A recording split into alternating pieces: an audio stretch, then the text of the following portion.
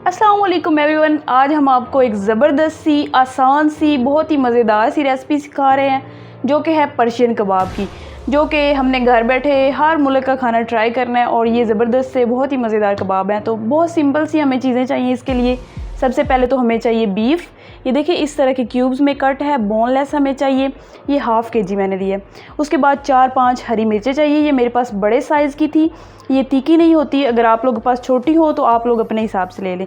और मैंने लिए हैं 2 प्याज, जिनको मैंने अभी क्यूब्स में कट किया क्योंकि हमने बाद में इसको चॉपर में डालना है, तो बाद में ये छोटे पीसेस में हो जाएगा।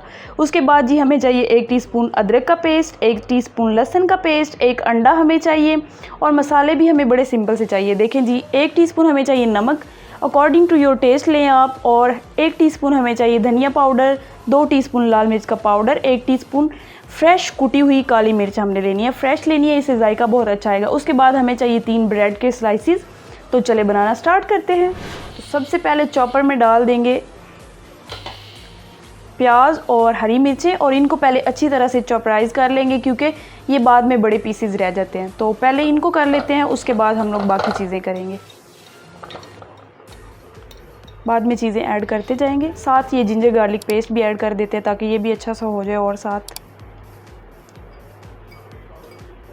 तो चलें इसको भी पहले चॉपर को चला देते हैं और इसको पहले कर लेते हैं।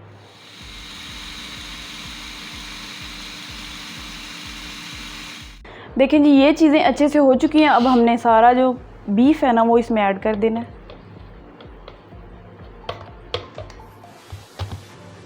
और साथ हम ब्रेड के स्लाइसेस तोड़ तोड़ के इसमें ऐड कर देंगे। इसकी जगह आप चाहें तो भुना कुटा बेसन इसमें ऐड कर सकते हैं, लेकिन इसका जायका काफ़ी अच्छा लगता है इसमें। और पर्शियन कबाब इनमें यूज़ भी यही होती है, तो हम लोग क्यों ना सेम मेथड के साथ ही हम लोग बनाएं। अभी मैं इसमें से थोड़ा सा बचा के रख दूँगी, अगर ज़रूरत पड़ी तो और ऐड कर दूँगी। और अभी इसमें ऐड कर दूँगी सारे मसाले।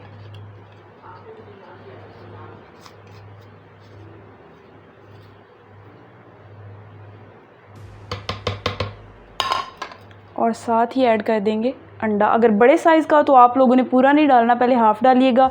अगर ज़रूरत पड़ी तो और डाल दीजिएगा, वरना ये छोटे साइज़ का है तो ये पूरा ही मैं डाल रही हूँ। तो चलिए अब इसको फिर से कर लेते हैं।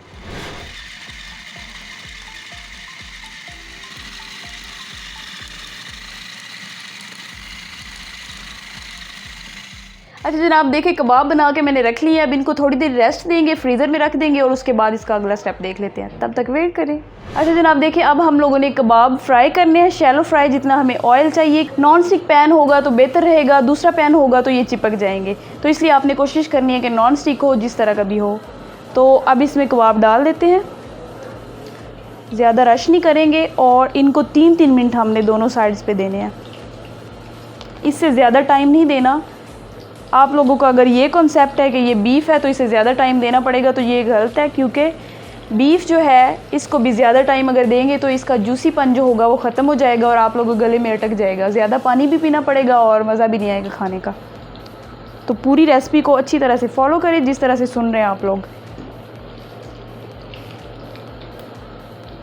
3-3 मिनट हमने देने हैं। अगेन मैं टाइम बता रही हूँ आपको। और फ्लेम आपने मीडियम टू लो रखना है, तेज़ नहीं करना।